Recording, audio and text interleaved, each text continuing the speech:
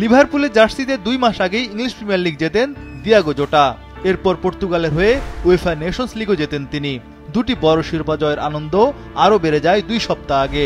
22 June তিনি বিয়ে করেন দীর্ঘদিনের প্রেমিকা কার্দোসোকে। বিয়ের পর পোস্ট করেছিলেন ইয়েস ফরএভার, কিন্তু কে জানতো গাড়ি দুর্ঘটনা সব এলোমেলো করে দেবে। স্পেনের জামোরো প্রদেশে গাড়ি চালিয়ে যাচ্ছিলেন জোটা নিজেই, কিন্তু নিয়ন্ত্রণ হারিয়ে রাস্তা থেকে ছিটকে পড়ে সেই গাড়ি। মাত্র 28 বছর বয়সে মারা যান এই ফুটবলার। তার সঙ্গে ছিল ছোট ভাই আন্দ্রে ফিলিপে, সেও পর্তুগালের দ্বিতীয় সারির পেনাফিয়েলে খেলতেন। জোটার সঙ্গে তার ভাইও দুর্ঘটনায় মারা গেছেন। জামোরোর অগ্নি নির্বাপক বিভাগ জানায় বুধবার দিবাগত রাতে তাদের গাড়িতে আগুন ধরে যায় এবং 18 বছর বয়সী ও 26 বছর বয়সী দুজনকে মৃত অবস্থায় পাওয়া গেছে। 2014 সালে পর্তুগালের স্থানীয় ক্লাব পাকোস দে ফেরেইরাতে ক্লাব ক্যারিয়ার শুরু করেন জোটা। পরে অ্যাটলেটিকো মাদ্রিদে গেলেও খেলার সুযোগ হয়নি।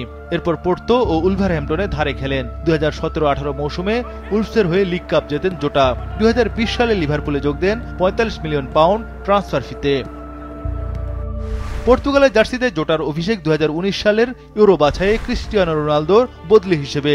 তবে চোটের কারণে এই তারকা খেলতে পারেননি 2022 সালের কাতার বিশ্বকাপে। জাতীয় দলের জার্সিতে 49 ম্যাচে 14 গোল করেছেন এই ফরোয়ার্ড। তার মৃত্যু পর্তুগিজদের কাছে অপূরণীয় ক্ষতি। পর্তুগিজ ফুটবল ফেডারেশন ও ফুটবল সংশ্লিষ্ট সবাই মর্মাহত। দিয়াগো আন্দ্রে সিলভার চলে যাওয়া অপূরণীয় ক্ষতি। আমরা দুজন চ্যাম্পিয়নকে হারিয়েছি।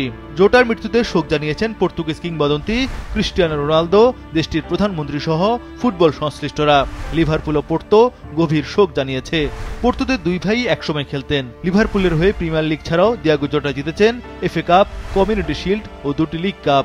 সবকিছুই শেষ হলো সড়ক দুর্ঘটনায়।